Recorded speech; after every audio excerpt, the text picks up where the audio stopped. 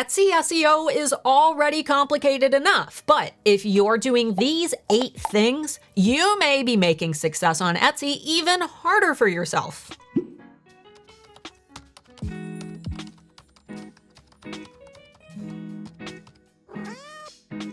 For those who are new here, my name is Starla Moore, founder of the Handmade Alpha Academy for Etsy sellers and manager at erank.com, Etsy's most popular SEO tool. And over the years, I've heard a variety of insane practices that, for some reason, Etsy sellers believe will help them to be discovered in search. Spoiler alert, they won't. Which is why today we're covering the top 8 Etsy SEO sins that may be hurting your growth, keeping in mind that a lot of Etsy coaches still teach this stuff for some reason. So hopefully this video will help you to identify these outdated practices when you see them so that you can focus on growth. Etsy SEO sin number 1 is changing the tags and titles of a listing that's already selling well. This is the most common mistake that I see on Etsy, and I constantly receive emails from sellers who can't figure out why their best-selling listing has suddenly fallen off the face of Etsy after making changes. Etsy SEO works in mysterious ways and combinations. Think of every keyword in your listing title as a highway that leads shoppers directly to your listing. Cut off the main highway, and bam, your listing turns into a ghost town. And when I say selling well, I mean selling well for you. I often have sellers ask me to define selling well, but this number will be different for everyone. The bottom line is work from the bottom and try to improve the tags and titles of the listings that are performing the worst. And if you need help with this, be sure to grab my free Etsy SEO course up here for a step-by-step walkthrough. In short, don't touch the tags and titles of listings that are performing well. Etsy SEO sin number 2, changing your SEO every day. Hey, don't do that. Etsy SEO isn't an instantaneous magical thing that results in fast sales. In fact, Etsy's algorithm takes a long time to assign placement to your listings based on how shoppers interact with them. When you first list an item, Etsy gives that listing a slight boost in search in order to gauge how shoppers interact with that listing. Then, after collecting data on those interactions, Etsy's able to decide where to assign your listing in search. So, as you've probably already guessed, changing your tags and titles every single day can interrupt this process, making it harder for Etsy to determine who should see your listings. This is why it's insanely important to treat every listing as a science experiment by giving them time to grow. Etsy SEO sin number 3, not using a keyword research tool. I talk about this one a lot on my channel, but I had to mention it because it's a mistake that I still hear about on an almost daily basis. A few years ago, we didn't have Etsy keyword research tools. Instead, we had to use the Etsy search bar to gather keyword ideas to use in our listings. And at the time, like almost 10 years ago, this was the best tool that we had. The problem with using the Etsy search bar today is there's no way to tell if the terms generated are in demand, especially when it comes to the seasonality of terms. As I always say, you're feeling the forehead rather than using a thermometer to precisely check the temperature. The Etsy search bar can make a great springboard to gather initial ideas, but be sure to always take those terms and pop them into the eRank keyword tool. That way you can see their monthly search volumes, as well as the time of year when people are most likely to search for these terms. Otherwise, you'll have no idea if people are actually searching for those terms and when, which is no better than guessing and hoping.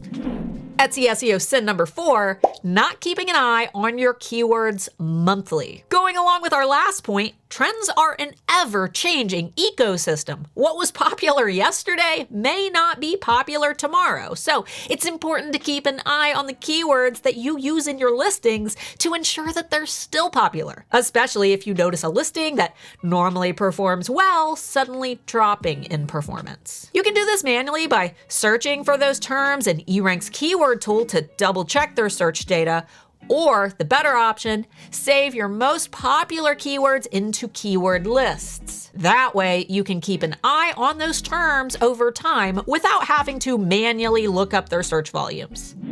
Etsy SEO sin number 5, aiming for A grades. It's time for another Etsy horror story that I hear all too often.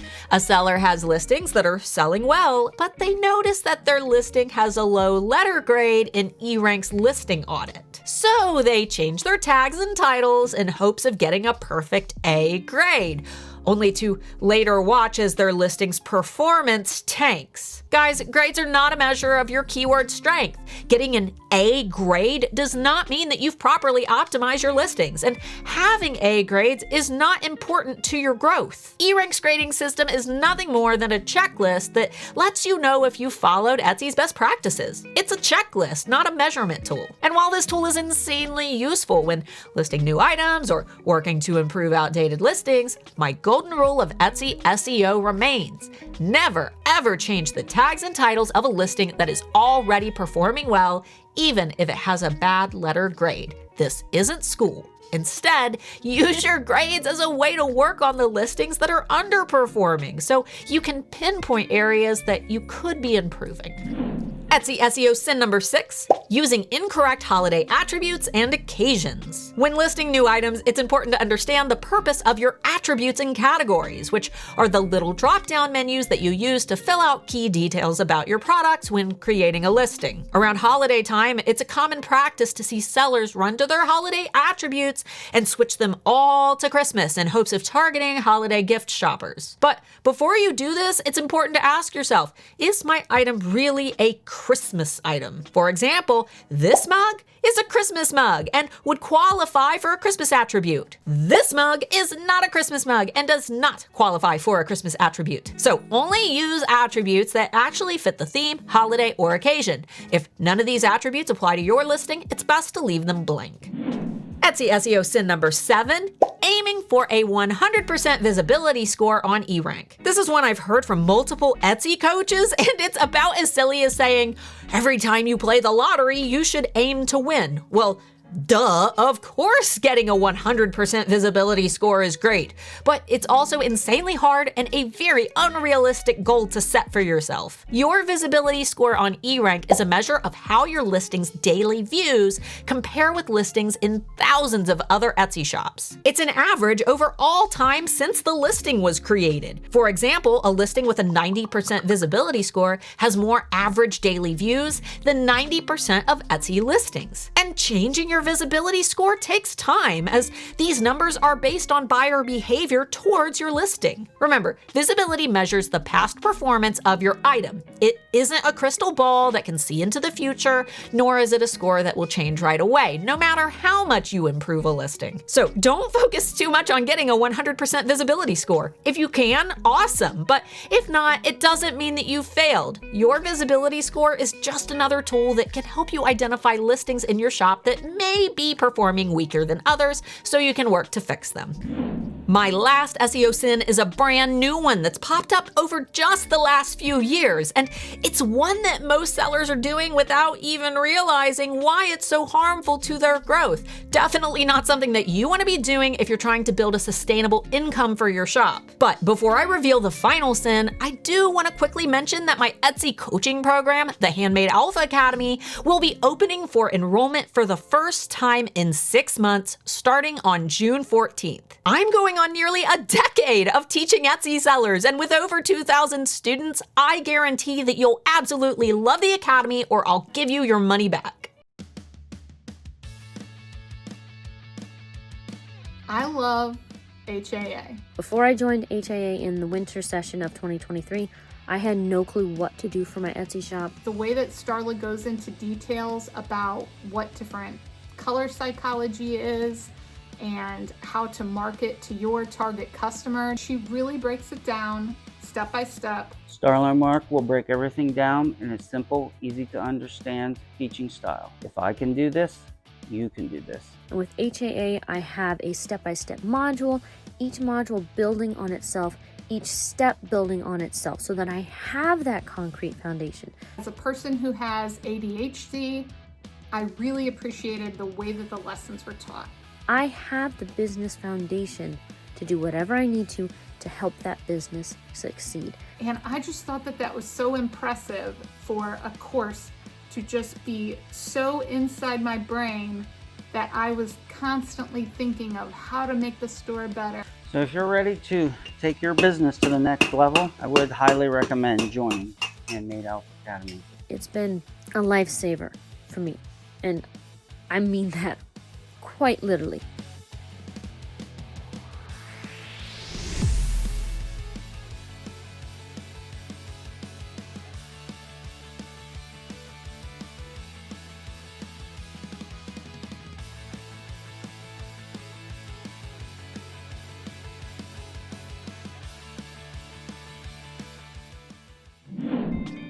Lastly, Etsy SEO sin number 8. Using AI tools to generate your titles and tags. Listen guys, if there's one thing I need you to trust me on, it's Etsy SEO, because I've literally dedicated my entire life and existence to understanding it.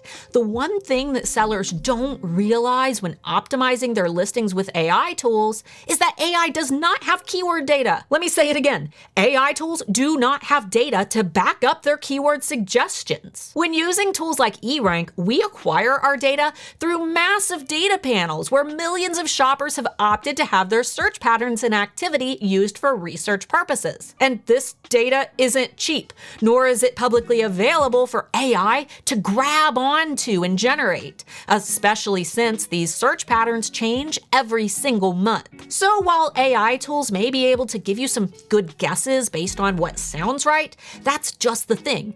It sounds right. It doesn't mean it is right. When using AI for keyword research, it's best to take the terms it recommends and pop them into the eRank keyword tool to see exactly how many people have searched for this item, what the competition looks like, and what the clicks and the click-through rates are on average for these terms. AI tools work for brainstorming, springboarding, or getting you out of a funk when you literally don't know where to begin. They can also be useful to help format a title once you already have a set of well-researched keywords picked out. But using AI in place of actual research is basically like taking a shot in the dark, whereas having an actual keyword data tool is like having a flashlight and a map. Let me know in the comments if you've ever heard any of these wild Etsy SEO myths. I really love debunking these or even confirming whether or not weird internet theories are actually true. And sometimes I use these comments for future videos so I can help other sellers as well. Until next time, Pookie.